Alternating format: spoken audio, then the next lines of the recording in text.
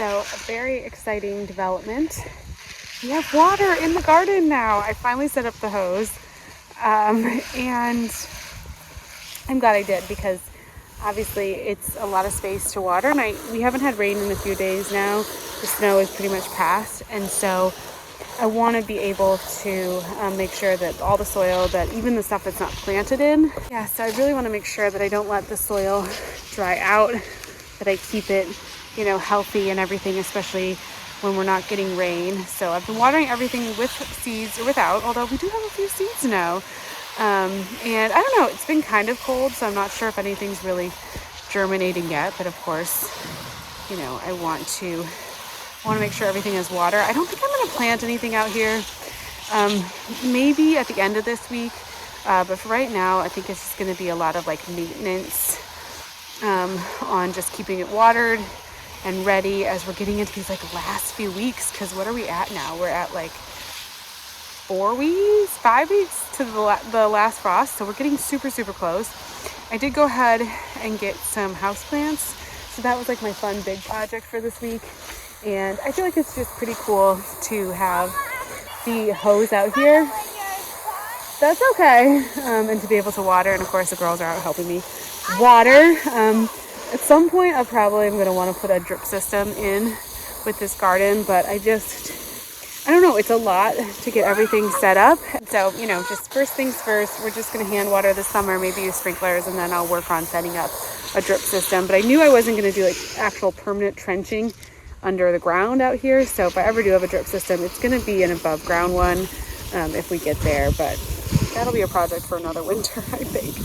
Because for now, this is where I'm at. And honestly, hand watering is fine. And then sprinklers, we'll figure something out. It'll be okay. All right, I'm inside for a second. One of the things that I picked up recently from the garden center is this super pretty lemon tree. This is actually a variegated pink lemon. So the lemon fruit itself is actually going to be kind of pink, and the leaves are this really pretty variegated. The variegation on these is just so fun, and I have some of that variegated ivy, so I feel like this matches really well. I'm just going to repot it so that it looks a little bit better. Right now it's in just a plastic pot, so I'm going to put it in a terracotta pot, get it repotted, and then it's going to go out in the sunroom, which I think is going to be a perfect place. Lemons tend to want to have a lot of good sunlight. They want full light, and then just, this is a zone 10, so it's going to be an indoor plant. I could move it out in the summer, and I don't know, maybe some years I will, but I honestly, I don't want to mess with too many, bugs and so forth, and we're in Virginia. There's a lot of bugs. This is kind of like the South, southern. The bugs are big down here, and so I don't know, I kind of just don't want to mess with those. So I'm going to pot it up, put it inside, and I'll show you what it looks like all set up inside.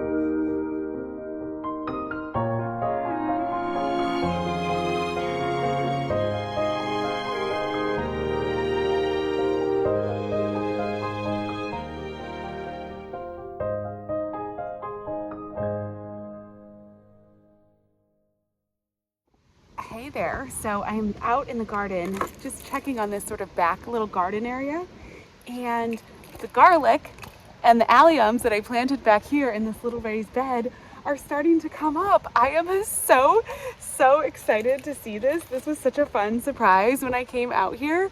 So let me turn the camera around and I will show you.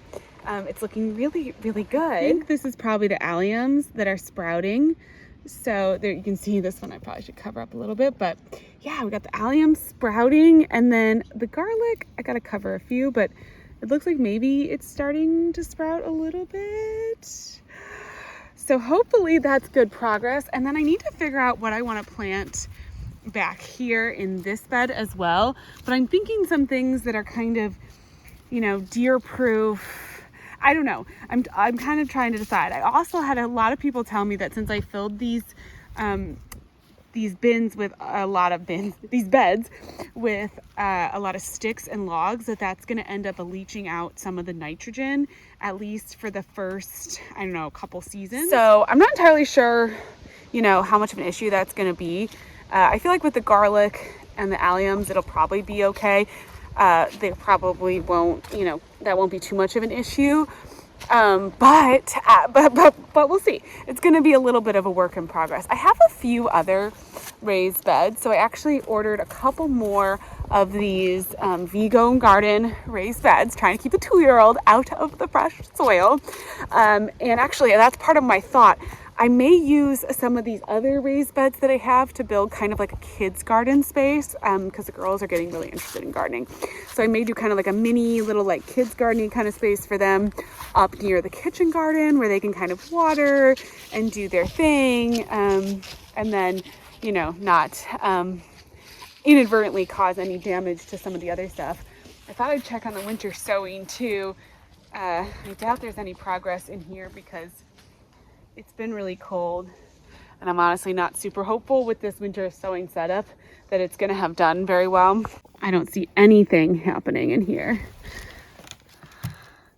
But it really wouldn't have been warm enough for anything to be coming up yet anyways, because we've had really cold temperatures. It's just now starting to be like kind of warm out here and kind of looking at the extended forecast, and we're really getting toward that point where we almost are past our last frost. There's maybe like 1 or 2 nights right around 30 degrees maybe in the next month, and then it's pretty much over.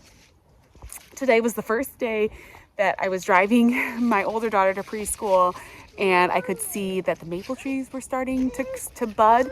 We don't really have any maple trees on this property, and I don't really see anything like any of our trees really, you know, budding out with that like spring growth.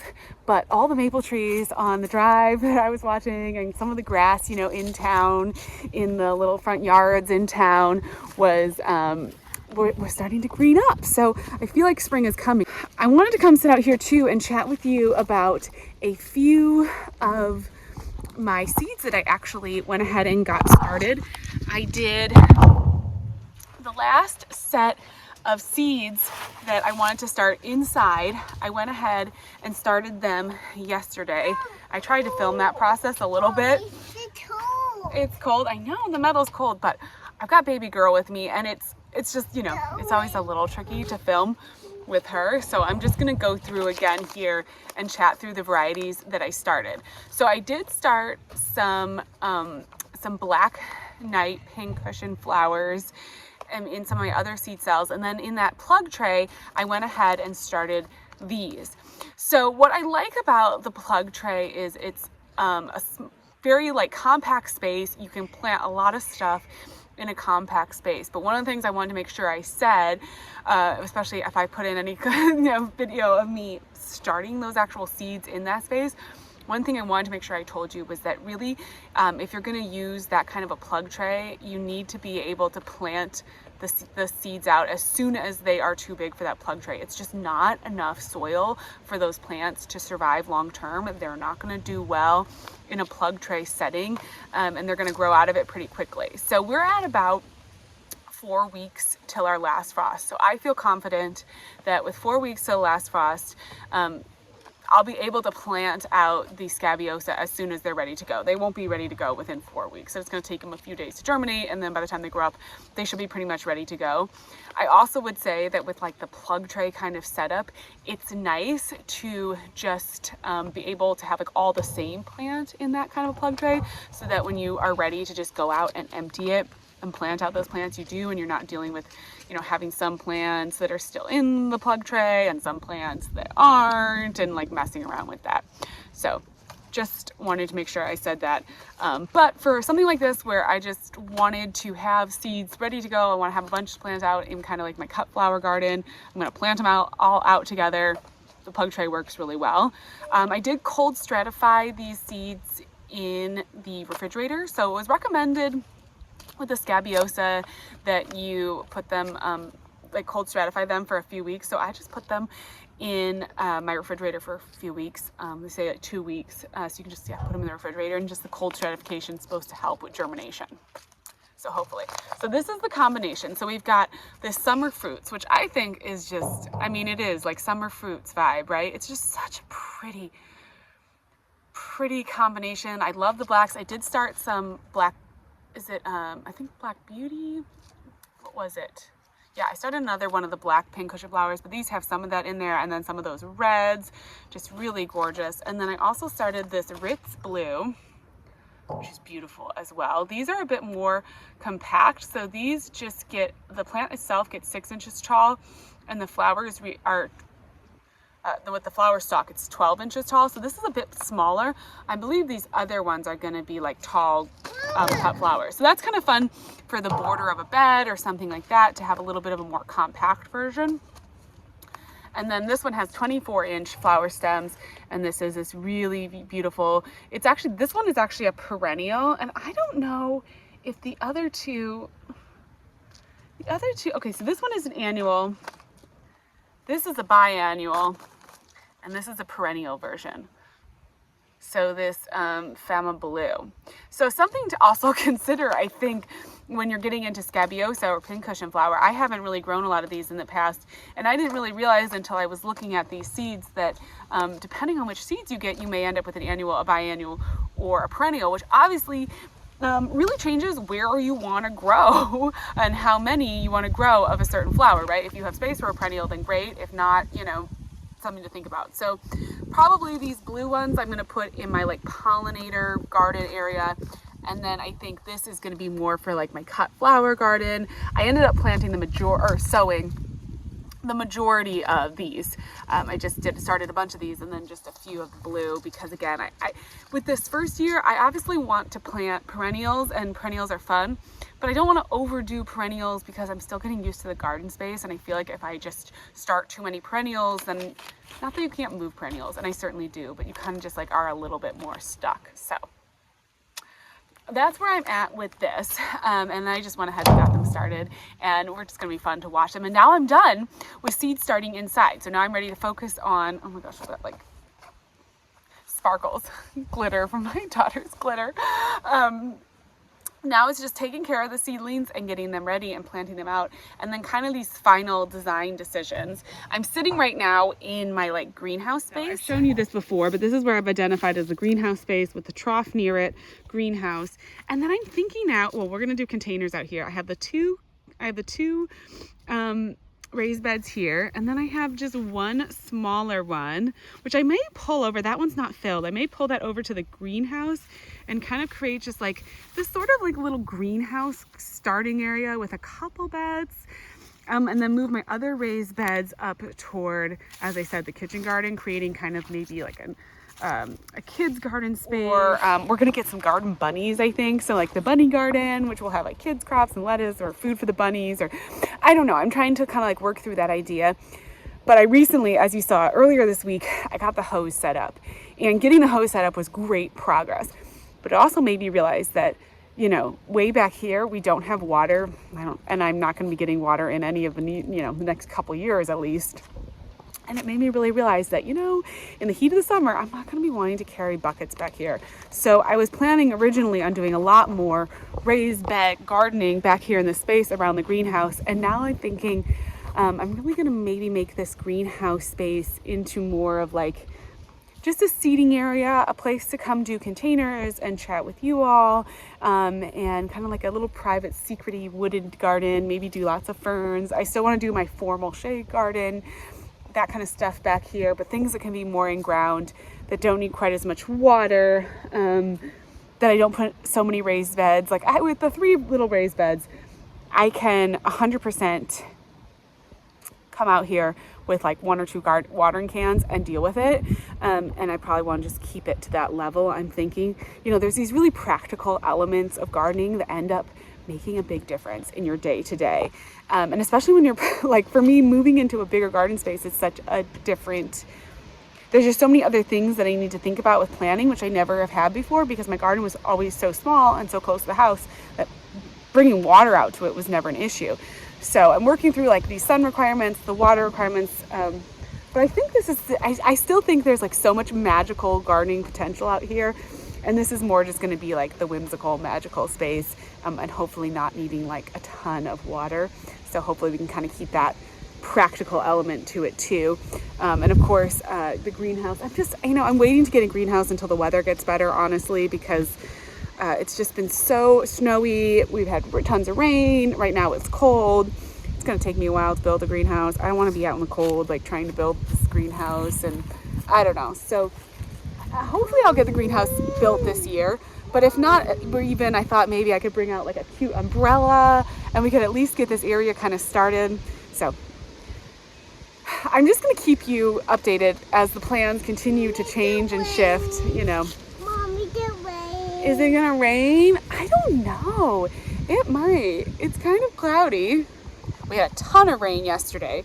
We got a big rainstorm. And the garden drainage has been good. It's been kind of fun to watch. Mommy. Is it raining? Should we go back inside? Okay. Are you cold? It's still a little chilly. The rain? I don't think it's raining. We're going to head back inside because it's still a little cold. We're still maybe 50 degrees Fahrenheit today. So it's going to be nice when real spring sets in. I'm really excited. We had like one day where it was 60 degrees Fahrenheit and it was just so nice to remember what it's like to walk outside and it's comfortable and beautiful and all of that. This is my little spot. I've got to move. I've got a lot of also just like work to do. There's some piles of branches and stuff that the previous owner had kind of piled up in our woods. So like this is going to be my little formal garden back here that I want to work on eventually. And I need to move a bunch of logs and sticks, and it's a work in progress. It's just going to be a work in progress, and that's totally fine. That's part of the fun. But at least the alliums are coming up, and those are deer resistant, and that is exciting to see them growing. I should go check before we're done for today. I should go check the other bulbs. If you remember, like the very first thing I planted out here were some hyacinth and a bunch of other alliums and some muscari along my little path into the woods. And I'm gonna go check and see if any of those have started to sprout. Hopefully we've got some growth coming. Look at this. Oh my gosh. Look, we gotta stay back. We don't want to step on them. Look at all of these. I'm so excited to put in a little woodland garden right along here. The muscari, the alliums, they came up really well. These are gonna be so beautiful. Oh my gosh, we gotta stay back though. Yep, they come all the way out to the edge here. This is gonna be so pretty, and I wanna build like a whole little garden going all the way up back here. This is gonna be so nice. Oh, that is so exciting. It really is looking like spring. Okay, we're gonna go play Ring Around the Rosie, but thanks so much for hanging out with us today.